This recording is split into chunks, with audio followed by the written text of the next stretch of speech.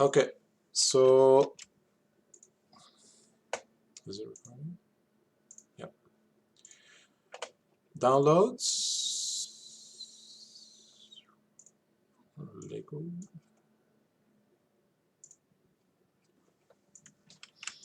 So we have this beautiful creature. Oh, he's cute. And the usual stuff, right? So if you, anybody remember, before you guys fall asleep on me, how do you activate a control rig? I think you're already sleeping. All right, so you,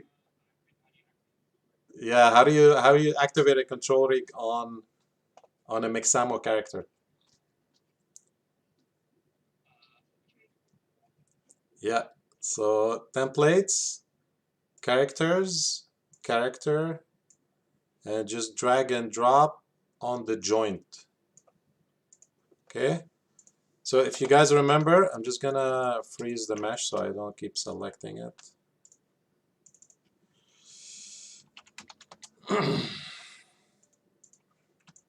So if you guys remember, I showed you the quick and dirty way. This is the quick and dirty. You don't have to go to uh, the definitions anymore. If you drag and drop, does everybody remember this? If you just drag and drop this character, you don't have to go through assigning each bone to each of the template. Everybody remembers? Okay, okay, it's coming back, huh? Yeah. By all means, go back on the videos. If you have questions, let me know. So that's what I'm here for the next, for the end of the semester.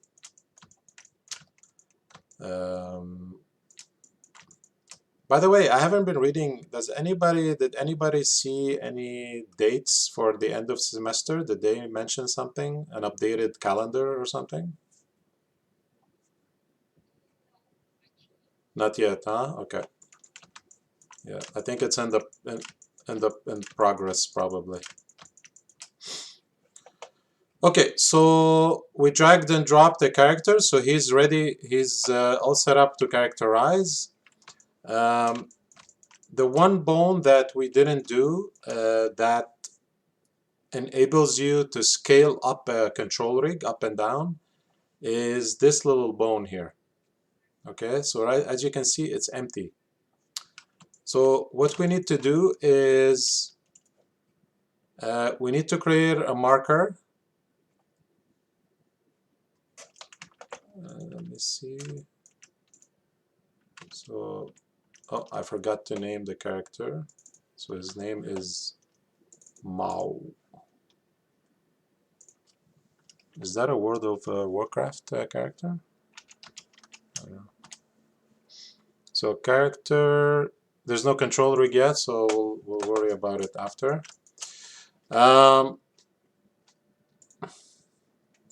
So we need to create a marker.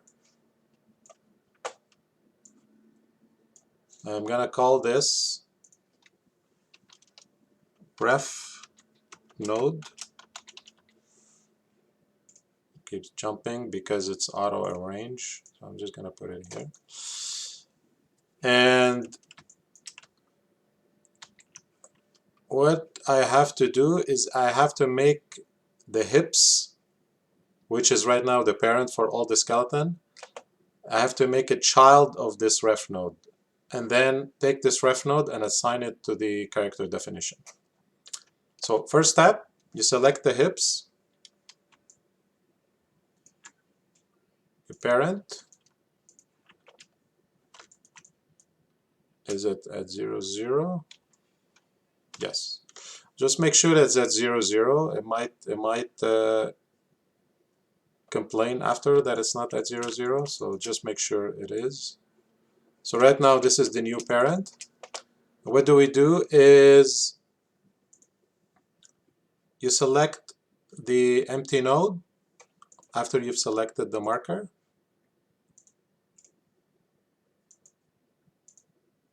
Oh yes. So okay, so you won't be able to do it Okay, we should have done this step in the beginning. But it's okay, we can still go back. So right now, this character, the character definition for this character is locked. Okay, we need to unlock it to add this new bone. Okay, and the way to do this is just simply unlock it like this. Okay, so now it's open for modifications. You can add.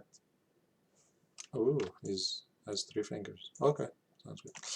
So imagine, the character definition missed. There's 3 fingers that he missed. Now you can add them. But in this case, we just want to add that ref node. So select the marker, select the thing, and assign selected bone. So now we can lock it back, biped, and now we can turn on the control rig, right? So now if you notice before, you still have that thing before, but it wasn't selectable because there was nothing assigned to it. But now if you select it, you can move him around and you can scale him. Okay, so imagine this character in your scene at some point, he activates something and he grows. This is the way to do it. So not all of you have to do this. Once you start building your scene, it's only if you need to scale the character, this is the way to do it. Okay, so this is not I'm not going to be looking that inside your previs. Only do this if you have to scale your character up and down as an animated scale, right? If you just want to scale it in the beginning before you characterize it to fit your layout, do that. But if you have to animate scale the growth of the character, you need to apply this node on him. I'll show you the limitations of this. So imagine you already scaled them. So I'm gonna put a key. Actually,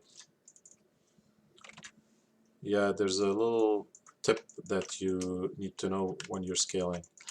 Because most of you, if you start scaling and you don't know this, you're gonna say, why is it not scaling? So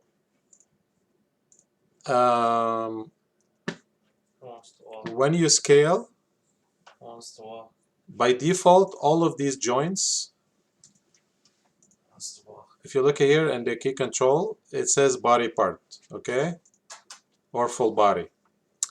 But this node, by default, it's not actually a body part or a full body. It's like a little bit like an animated object. It's on its own.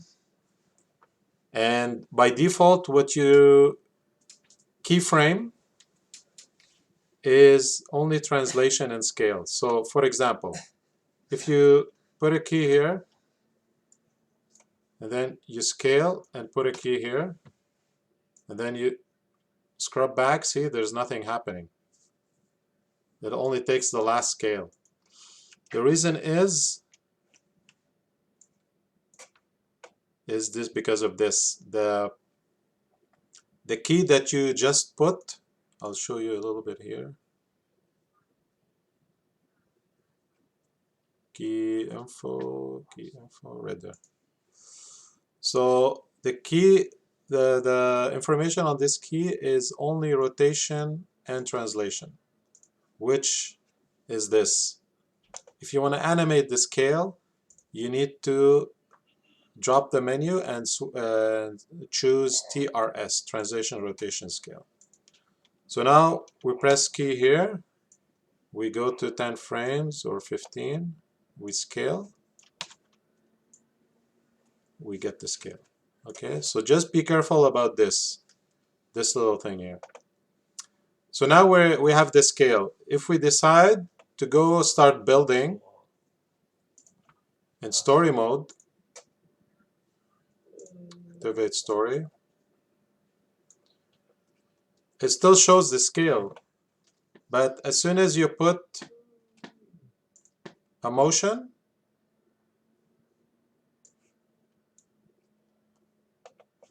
ooh la la, it overwrites that scale. Okay, so that's so you and you cannot scale in story mode because story mode is overlaying everything, overlaying any key that you already put outside of story mode. Okay, so that's a little bit of the disadvantage. The scale only needs to happen uh, outside of story mode. The way to, I mean, the way to get around it is, let's say,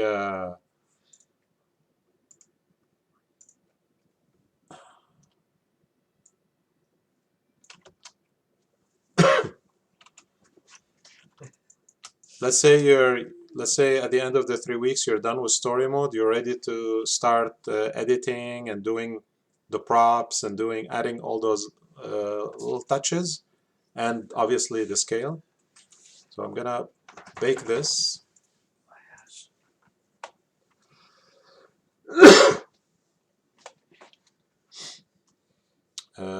Bake it through this.